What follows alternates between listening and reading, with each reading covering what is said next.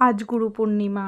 আজকের দিনটাতে ভাবলাম যে সকালবেলা একটুখানি স্নান টান করে পুজো টুজো দিই। এমনিতেই বৃহস্পতিবার পুজো দিলে পরে ভালো সকালবেলা না খেয়ে, কিন্তু আমার তো স্কুল থাকে, বাচ্চা কাচ্চা সামলে, আর সেটা হয়ে ওঠে না।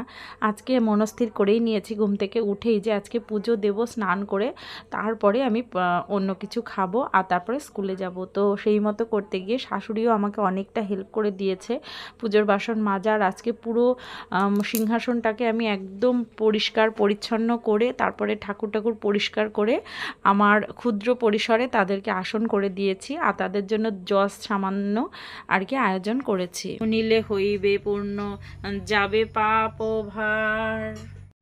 আমার খুব ব্যস্ততার মধ্যেও আমি বাচ্চাদের সামনে এই পুজো পার্বণ পাঠটা রাখার চেষ্টা করছি, কারণ পরবর্তী জেনারেশন কিছু তো অন্তত শিখবে আমাদের কাছ থেকেই, তাই না? আর ওম সোনাও দেখো আমার দেখা দেখি আলতা পরে নিয়েছে। আজ সিদ্ধ ভাত খেয়েই স্কুলে যেতে